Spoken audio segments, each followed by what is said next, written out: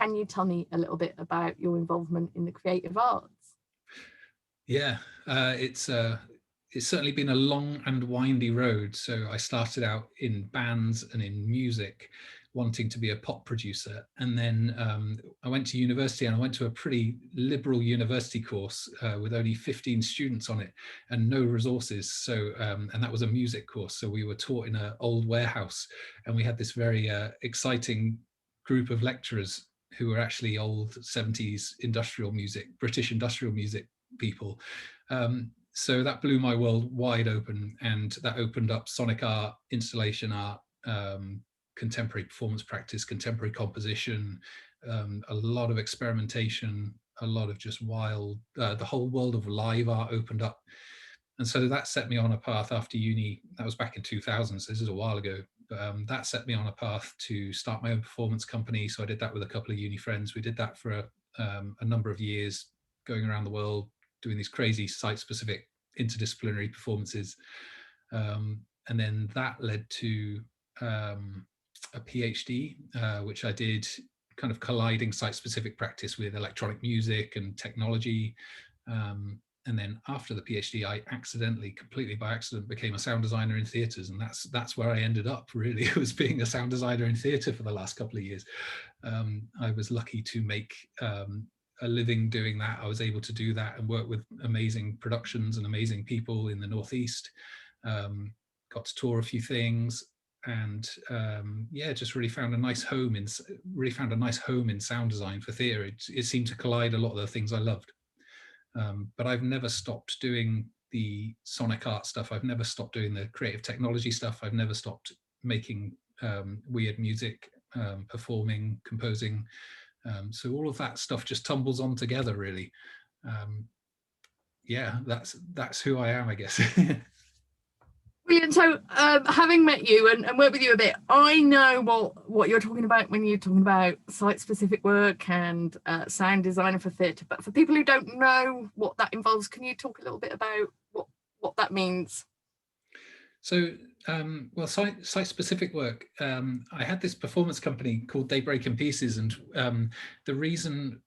one of the reasons we formed the company was we were frustrated, or we were all into improvisation. So we were all into making up stuff on the go in the performance that hadn't been rehearsed. So we'd have musicians and dancers, and we'd all go into a space and we'd all start performing. And it struck us that one of the exciting things was that if you took us out of the theatre and put us into a street or into a car park or a factory or a swimming pool, then we would make much more exciting things because we'd be in an environment that was unfamiliar.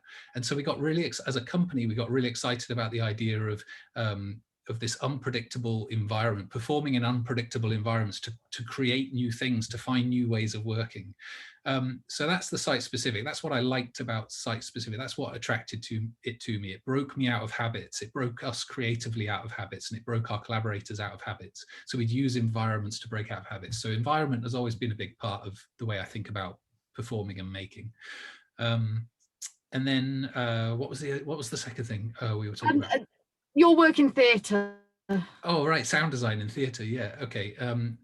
So sound design is really a catch-all term for everything you see sonically in a production. So as a sound designer in theatre, I'm responsible for creating sound effects. So any sound effects you hear, I make those. I'm responsible for talking to the engineers about where to put speakers. So I'm responsible for the system design, where we put speakers, how we rig speakers, what speakers and microphones we use. If we have live music, what the mix is, what the mix should achieve. Should it sound jazzy? Should it sound 50s? Should it sound like rock and roll? I'm responsible for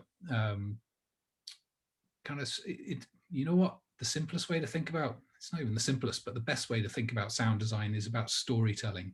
Sound design is the art of storytelling with sound. And no matter what I tell you, all these long answers I've been giving you so far about my practice, they're all to do with storytelling and sound, ultimately. Like I'm a person that works with sound and tells stories with them, whether that's in a performance company, in a car park or a factory, or whether it's in a theatre working on a show. My whole practice is about telling stories with sound and using sound effects or music to tell those stories. Yeah, that's it really. That's what sound design is. Perfect. I love it. Absolutely. So I'm going to be interviewing Alison later this week, and so I wondered if you could talk a little bit about the project that you created for Middlesbrough Art Weekender last year. Sure, yeah. Ali is amazing. She's one of the most prolific artists I know. She is a million miles an hour producing things, so it's awesome you getting to talk to her. So we worked together at a uni together, and that's where we met. This opportunity came up to oh crikey, I've got, I don't know where to start. For years I've been working on this installation, and when I say installation, it's actually a piece of software, and it's a piece of software for taking digital collections, so archives, or oral history archives, audio recordings, video recordings, and presenting them in some way. So there's a lot of organizations, a lot of museums, a lot of arts organizations who have these huge collections of digital media, but they just stay on hard drives and nobody ever gets to see them. Well, over the years, I made this system to put those files into a folder and then spit them out of screens and speakers in a room so that audiences and visitors can come into these rooms and hear these stories and see these videos and experience what's hidden in these digital collections that are all around the nation. So that system is called Living Archive. And there was an opportunity last year to collaborate with Ali and a company in Middlesbrough at the time called Vlogbase, they're going to be called Central soon, to actually develop this system further, to explore it as an exhibition, to use it creatively. And so we did. For Middlesbrough Art Weekender, we set up the system. I'd modified it an awful lot. I'd taken the time to kind of improve it a lot. And Ali created tons of original photography and films to put into the system. We also had an archive from Cleveland Ironstone Mining Museum, an oral history archive. So it's kind of taking my software system, which I consider an artwork, to be honest. It's somewhere between an artwork and a functional system, but I consider it an artwork. So taking this kind of art system, filling it with Ali's original visual content, and then also adding this audio archive from a museum, a more traditional audio archive, and kind of smashing those things together. And that's what the Middlesbrough Art Weekender was. And that's the thing about Living Archive, is it's supposed to be this kind of poetic way, I suppose, or I prefer non-curatorial way of experiencing fixed media or archives and collections, which often we think of as static and not and curated, heavily curated. So can you explain a little bit about how people who came to your installation experienced how they interacted with your artwork? It's the first time the system had been searchable. So specifically for that commission, I'd made the system so that you could search for specific thematic words. So we had like a word cloud interface, and you could come in and it had words like ocean and garden and flower, like 100 words, and you could select from one of the words and it would kind of search this archive and throw the results, present the results back to you. So the audience would come into the space. There's multiple speakers dotted around the space. So you walk in and you hear a lot of noise. There's a lot of stories being told from the oral history archive. And then there's multiple screens. I think we had 2, 4, 6 screens maybe. And that's showing Ali's footage and photography. And it's kind of random. And then if you go up to the far wall, there's this interface where you can click on one of the words. And you click on a word and the whole thing goes silent and plunges into darkness for a couple of seconds while it does its searching. And then once it's done its searching, it suddenly pops into life and all the thematically related content springs up around you in no particular order. So it's a environment, again, go back to environment, it's an environment to explore yourself, because if you stand in the middle, it makes very little sense. You just have a cacophony.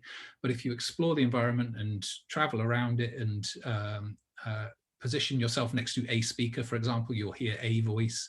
Whereas if you position yourself between 2 speakers, you'll hear 2 voices. So it's, I guess, it's about non-curatorially presenting this media, but it's also about you, the audience authoring their own experience of this content as well. So I'm trying to remove me from the equation. So it's like I can control it to some extent, but it's really in your hands when you come and see it. That's the idea, I think. Yep, absolutely terrific. So everyone can create kind of like an audio visual symphony by just typing in a couple of words after you've put all this work in. Yeah, Tremendous. exactly. Yeah.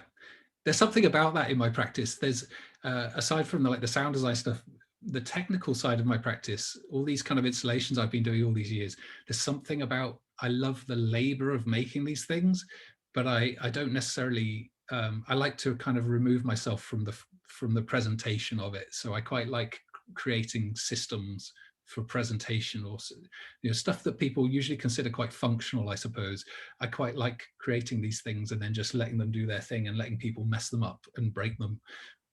I don't know where that comes from. Wherever it comes from, it's a very good place in my book. So since then, what have you been up to? How's lockdown affected your practice? What future plans have you been able to make? It's been so lockdown was very quickly very jarring to my practice. It was, the bulk of my time was focused on sound design and theatres, and theatres shut down. I was in the final week of rehearsals due to fly to Frankfurt for my first international sound design gig the following week, and that never happened. That was pulled. So that was how it was for so many people in the theatre industry and live entertainments industry. So overnight, as soon as the lockdown was announced, that meant everything changed. All my plans changed.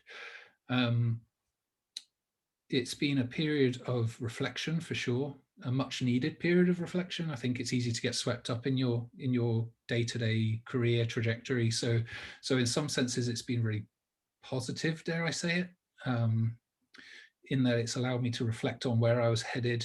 Did I want to head there? What changes do I want to make? Probably most importantly, what do I want to make? What creative things do I want to make? So it's been really useful. The time and the kind of having to stay at home has been useful for that. I'm fortunate that it's not as hard for me as it has been for some other people as well. So I feel lucky. But the pressure seems to ebb and flow with it as well. So yeah, it's been affecting, and I'm still working out how. I think I'm still working out the angles. Yeah, I get what you mean with that ebb and flow. I have days where I just think I'm not doing anything, and then suddenly I wake up the next morning and it's like there's so much to do. It's overwhelming. Yeah, I very, very quickly started a company like almost immediately. It was almost, and in hindsight, I think it's because I couldn't bear to just sit with the circumstance. For whatever reason, I needed to just do something that would take up all my daytime, especially in those early days when we were locked in. So the installation that we've talked about, Living Archive, I've started turning that into a product to put online. It's a really weird thing. This kind of experimental artwork that I created years ago is suddenly turning into this commercial product. And that's something I've never done before. It was after the Middlesbrough Art Weekend of last year where I had such interesting feedback on that installation and its possible uses. I had people from car showrooms to museums to individual artists saying, I could use it for this, I could do it for that. So that kind of planted the seed, but I didn't have time or inclination to turn it into anything at the time. And then as soon as lockdown happened, I guess I had a choice of, do I practice sound design, like literally practice? Do I become a better composer, a better musician, and put all my time here into getting better at theatre sound design? So at the other end of whatever the end of COVID looks like, I can be a better sound designer, version of what I was when I went in. Or do I try something new? And in that moment, it felt like I didn't, and now I don't really know what the future of sound design and theatre is for me. I hope it's a bright one. I hope it's still there, but I needed an alternative, and so I threw myself into this company and turning the living archive installation into something usable and a product that I might actually sell even.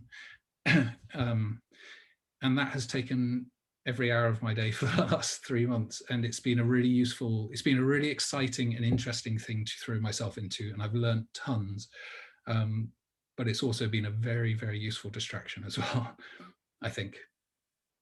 Terrific. Well, I think your work is really fascinating. Thanks. Thank you. And it was great to work with you, and I hope the Art Weekender will happen properly again next year, and if so, it would be great to work with you again. Yeah. And let's just keep in touch and lay down some plans. Thank you so much. Yeah, it was great to work with you, and you know, we're in touch on Twitter and all that, so I see how busy and amazing the work you're doing is, and so keep it up. We all need to be as creative and resourceful as we can right now, so yeah, good luck with everything you're doing, and it's great to talk to you. And you take care, Nick. Take care. Bye-bye. Bye.